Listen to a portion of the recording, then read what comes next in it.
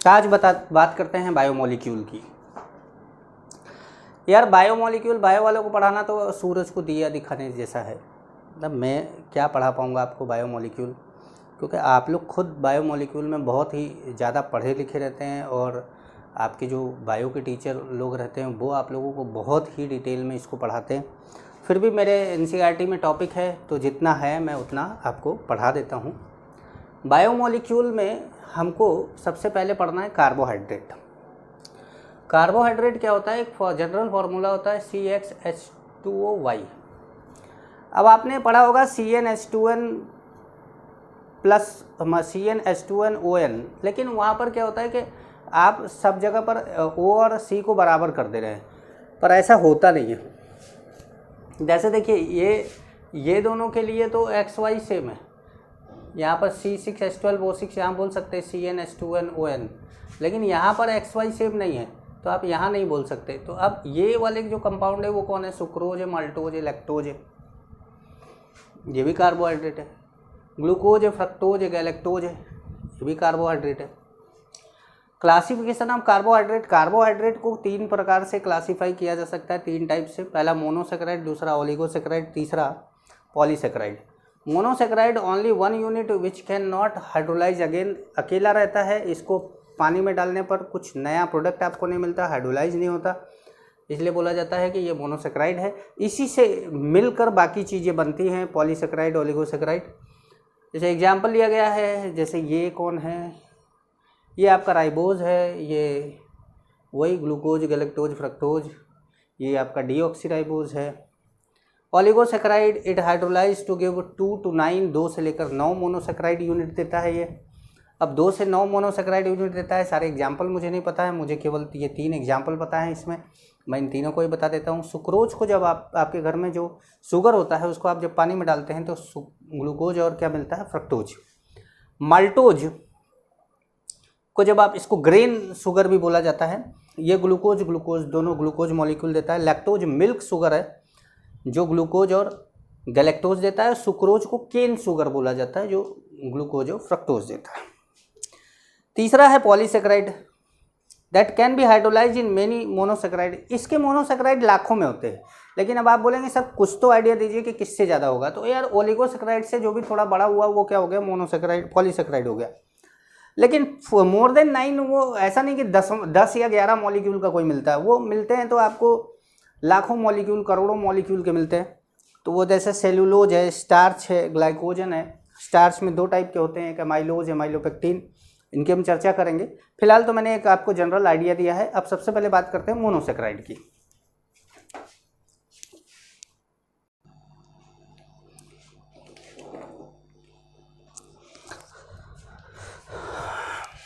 आइए अब देखा जाए तो हमारे पास मोनोसेकेराइड है। मोनोसेकेराइड में जो स्पेशली हमको पढ़ना है वो ग्लूकोज और फ्रक्टोज है।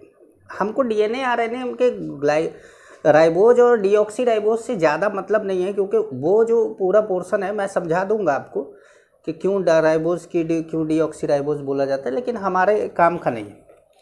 तो हम जितना डीप में घुसेंगे ना उतना बायो में घुसता जाएंगे, और मैं आपको जितना बायोमोलिक्यूल पढ़ाऊंगा ना उतना आपको, उससे ज़्यादा आपको एनसीईआरटी में दिया ही नहीं होगा। मैं आपको बहुत पढ़ा दूंगा। वीडियो देखने के बाद आपको कुछ देखने की जरूरत नहीं पड़ेगी। मोनोसेकेराइड 2 तरह के होते हैं, या तो एल्डिहाइडिक ग्रुप होगा या तो कीटोनिक ग्रुप होगा। अगर एल्डिहाइडिक ग्रुप होगा तो उसको एल्डोज, और कीटोनिक ग्रुप होगा तो उसको कीटोज बोला जाएगा। कीटोज का एग्जाम्पल है फ्रक्टोज, एल्डिहाइड ग्रुप का एग्जाम्पल ग्लूकोज भी है, मैनोज भी है, गैलेक्टोज भी है, कई है, ढेर सारे एग्जाम्पल है।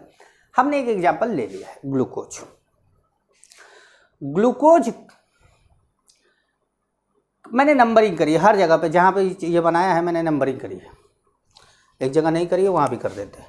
1 2 3 4 5 6, 1 2 3 4 5 6, 1 2 3 4 5 एंड 6।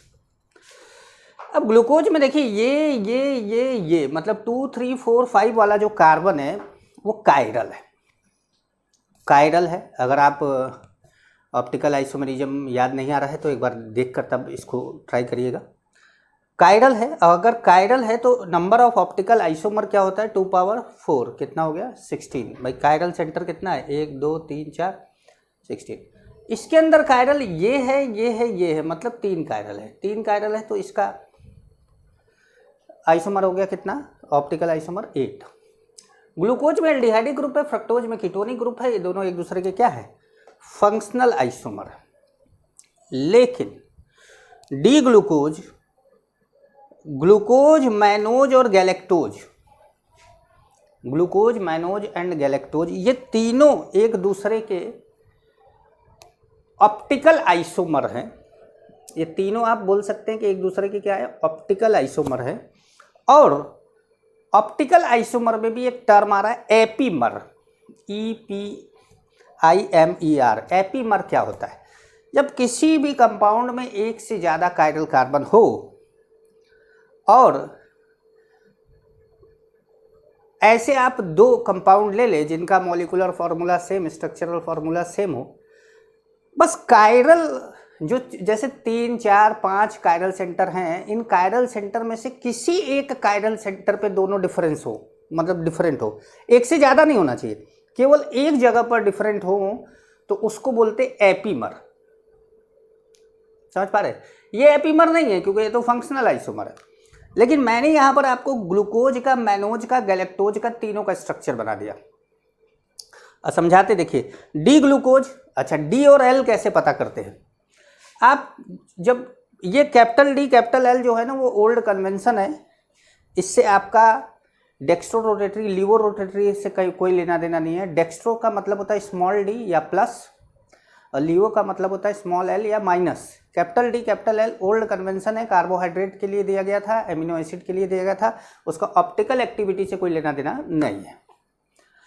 तो जब डी और एल देखा जाता है यहाँ पर, तो लास्ट कायरल कार्बन में OH देखना होता है, राइट में है कि लेफ्ट में। तो देखिए ये कायरल कार्बन पहला है, ये दूसरा है, ये तीसरा है, ये चौथा। चौथे कायरल कार्बन में OH कहाँ है राइट में, तो ये क्या हो गया D glucose.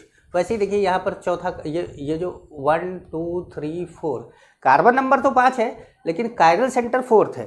4th chiral centre में OH कहाँ है राइट में, राइट में, राइट में, इसलिए सबको आगे डी लिखा है। Glucose is epimer of mannose at C2।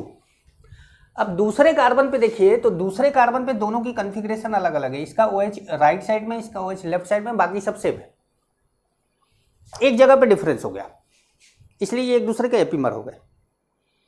And epimer of galactose at C3। अब C3 देखिए तो तीसरा कार्बन, इसका तीसरा कार्बन, आए गड़बड़ा गया क्या,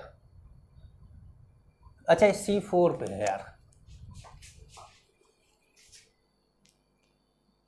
यहाँ पे C4 लिख देते। तो C4 पे क्या है, ये दोनों एक दूसरे के एपीमर है, यहाँ पे C4 पे है और यहाँ पर किस पे C2 पर, ये ध्यान रखेंगे आप, ठीक है। गैलेक्टोज, ग्लूकोज और मैनोज तीनों एक दूसरे के ऑप्टिकल आइसोमर हैं। ग्लूकोज एंड मैनोज एक दूसरे के एपीमर हैं। अच्छा, मैनोज और गैलेक्टोज को ध्यान से देखें अगर आप, तो दोनों में क्या डिफरेंस आ रहा है, यहाँ पर आ रहा है नहीं, यहाँ पर भी आ रहा है और यहाँ पर भी आ रहा है, यहाँ पर भी आ रहा है, यहाँ पर भी आ रहा है। इसका मतलब है कि ये दोनों एपीमर एक दूसरे की नहीं है। 2 जगह डिफरेंस आने लगा तो एपीमर नहीं है। जैसे 4 पे भी आ रहा है और 2 पे भी आ रहा है, 2 जगह आ रहा है, तो मैनोज गैलेक्टोज एक दूसरे के एपीमर नहीं है। ग्लूकोज इसका भी एपीमर है, ग्लूकोज उसका भी एपीमर है, ठीक है। नंबर याद रखिएगा, C2 पे C4 पे, वो 3 गलती से लिख दिया था। हैवर्थ साइक्लिक, हैवर्थ का मतलब होता है साइक्लिक स्ट्रक्चर बनाना ग्लूकोज का। जब ग्लूकोज को पानी में डाला जाता है तो वो अपना एक मतलब इंटरनल प्रोटॉन ट्रांसफ़र करके एक साइक्लिक स्ट्रक्चर बना लेता है, जिसको हम हैवर्थ प्रोजेक्शन बोलते हैं। हैवर्थ प्रोजेक्शन, साइक्लिक तो इसलिए लिख दिया ताकि आपको समझ में आए। फॉर्मूला ऑफ ग्लूकोज कैसे होता है, 5वें कार्बन का O पहले कार्बन के C पे अटैक करता है। तो अटैक तो तभी करेगा जब यहाँ पर 3 बॉन्ड होगा, तो 3 बॉन्ड होने के लिए इसको पहले तोड़ा जाता है। एल्डिहाइड टूटता है, यहाँ पर नेगेटिव आता है, इस नेगेटिव पर इस 5वें कार्बन का H अटैक करता है और इस पॉजिटिव पर 5वें कार्बन का O अटैक करता है। तो जब इस पे ये H अटैक करता है तो ये बन जाता है OH। अब ये OH अगर ऐसे है तो अल्फा डी ग्लूकोज है, और अगर OH बाहर है तो क्या है, बीटा डी ग्लूकोज है। लेकिन इससे अल्फा बीटा आपको समझना नहीं है। अल्फा बीटा तो मैं आपको हैवर्थ प्रोजेक्शन में समझाऊंगा, ये तो मैंने आपको मैकेनिज्म बताया कि ये कैसे बनता है, ठीक है। तो मैं आप लोगों को अल्फा बीटा हैवर्थ प्रोजेक्शन लेकर समझाता हूँ। अल्फा बीटा जो होते हैं ना, वो एक दूसरे के एनोमर होते हैं।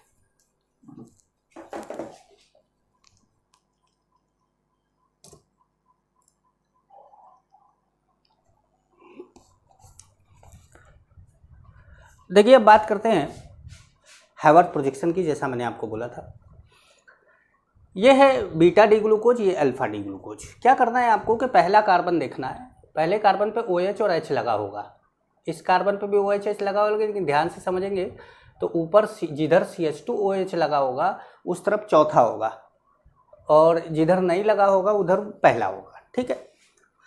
तो आपको क्या करना है, OH देखना है, OH।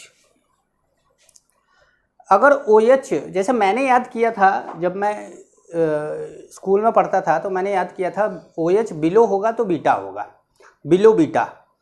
तो फिर मुझे बाद में समझ में आया कि मैंने तो उल्टा याद कर लिया, बिलो वाला तो अल्फा होता है।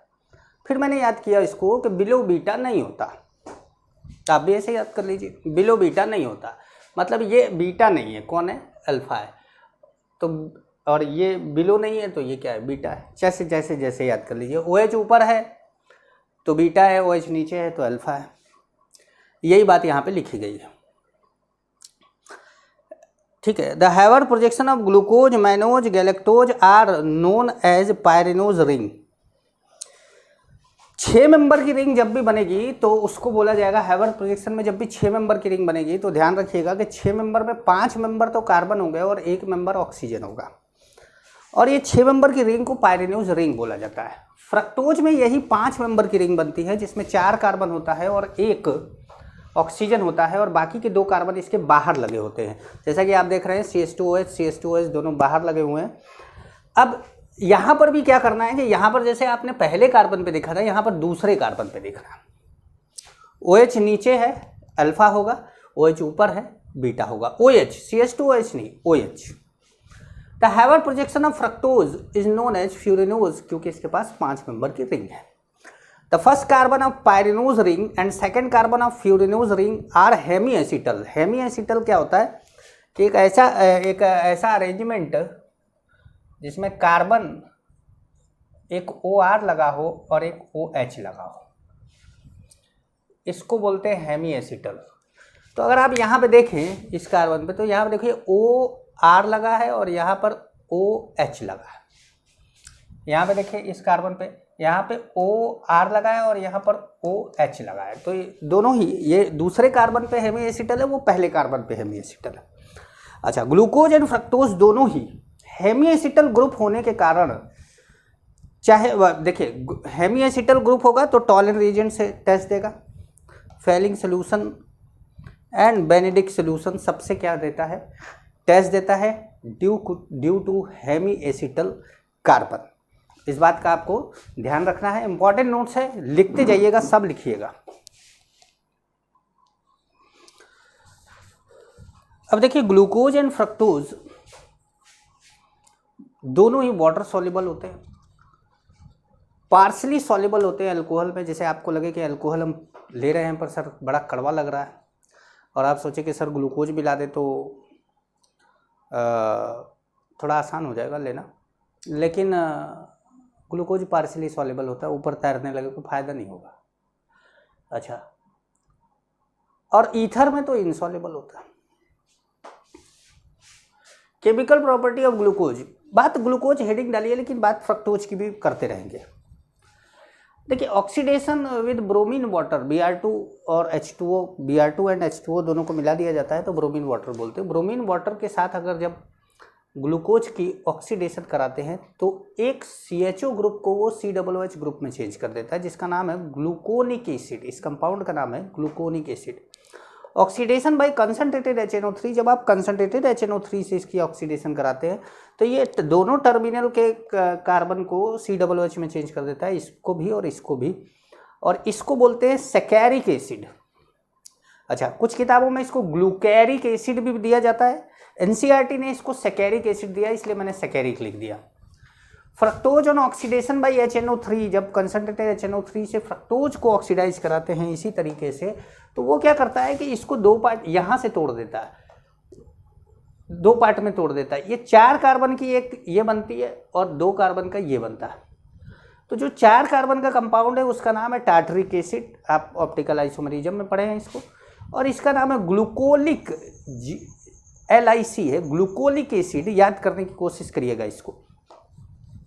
रिडक्शन जब कराते हैं तो हम जैसे मैं रिड्यूसिंग एजेंट के फॉर्म में मैंने आप लोगों को पढ़ाया कि red phosphorus plus HI, red phosphorus plus HI क्या करता है, एल्डिहाइड को, अल्कोहल को, कार्बोक्सिलिक एसिड को, इन सब को एल्केन में चेंज कर देता है। तो यहाँ पर ग्लूकोज और कीटोन, ग्लूकोज और एल्डिहाइड मतलब ग्लूकोज और फ्रक्टोज दोनों में aldehyde, ketone and alcoholic group है, एक में एल्डिहाइड एक में कीटोन है, और अल्कोहलिक ग्रुप दोनों में।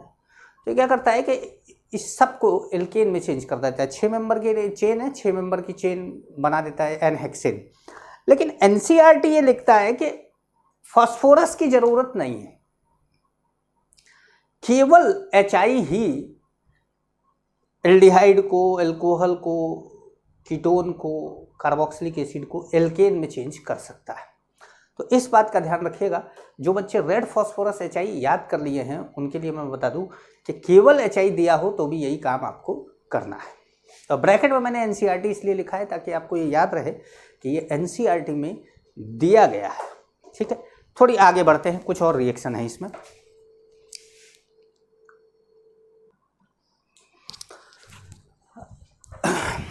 अगले रिएक्शन की तरफ बढ़ते हैं। Reaction with NH2OH। NH2OH आप जानते हैं कि हाइड्रोक्सिल एमीन है। जब भी किसी एल्डिहाइड से रिएक्ट कराते हैं या कीटोन से रिएक्ट कराते हैं तो वो ऑक्साइन बनाता है। तो उसने ऑक्साइन बनाया, यहाँ से डबल बॉन्ड O और यहाँ से 2H, और ये रिएक्ट कर गया। जब इसको HCN से रिएक्ट कराते हैं तो एल्डिहाइडिक ग्रुप है, एल्डिहाइड कीटोन दोनों ही क्या बनाते हैं, साइनोहाइड्रीन बनाते हैं। तो इसने क्या बनाया, साइनोहाइड्रीन बनाया। रिएक्शन विद एसिटिक एनहाइड्राइड, जब एसिटिक एनहाइड्राइड से रिएक्ट कराते हैं तो क्या होता है कि इसके पास 5 OH ग्रुप है, 4 ये और एक ये, 5 OH ग्रुप। ये 5 OH ग्रुप से यहाँ से H निकलता है और यहाँ से ये इतना पार्ट, जैसे ये टूट गया ऐसे, मान लीजिए ये टूट गया ऐसे, तो ये वाला पार्ट इस पर अटैक करता है, O पर। तो यहाँ पे क्या बन जाता है, OC double bond O CH3, ये OC double bond O CH3, 4 यहाँ पर, एक यहाँ पर, 5। इसीलिए इसको बोलते हैं ग्लूकोज पेंटा एसीटेट, 5 एसीटेट ग्रुप लगा हुआ है। सबसे इंपॉर्टेंट रिएक्शन तो ये है, रिएक्शन विद फिनाइल हाइड्राजीन। ये रिएक्शन ग्लूकोज फ्रक्टोज दोनों देते हैं, तरीका अलग है, प्रोडक्ट दोनों का सेम। ग्लूकोज में मैंने यहाँ पर 4 को एक साथ ना लिखकर 3 लिखा है, कुछ कारण था इसलिए लिखा है। तो ग्लूकोज में क्या करता है कि सबसे पहले एल्डिहाइडिक ग्रुप इसके साथ रिएक्ट करता है, ये बना देता है, ये तो कोई समस्या नहीं है। लेकिन इसके बाद एक फिनाइल हाइड्राजीन, पता नहीं आपको यहाँ मेरा शकल दिख रहा है कि नहीं, एक बार चेक कर ले, दिख रहा। यहाँ पर एक फिनाइल हाइड्राजीन, ऐसे कर लेते ना, यहाँ पर एक फिनाइल हाइड्राजीन ऑक्सीडाइजिंग एजेंट की तरह काम करता है। ये कौन सा है, ऑक्सीडाइजिंग एजेंट है। ये रिएक्ट किया, ये ऑक्सीडाइजिंग एजेंट है। ये ऑक्सीडाइजिंग एजेंट की तरह काम करके क्या करता है, इस अल्कोहल को एल्डिहाइड में चेंज कर देता है, कीटोन में, सॉरी। अब इस कीटोन से दोबारा फिर एक फिनाइल हाइड्राजीन रिएक्ट करता है और ये बनाता है। फ्रक्टोज में क्या होता है, फ्रक्टोज में C डबल बॉन्ड O यहाँ रहता है, तो पहले ये इससे यहाँ रिएक्ट करता है, फिर जो दूसरा वाला है वो यहाँ वाले OH को एल्डिहाइड में चेंज करता है। तब वो जो है, जैसे कि फ्रक्टोज में पहला प्रोडक्ट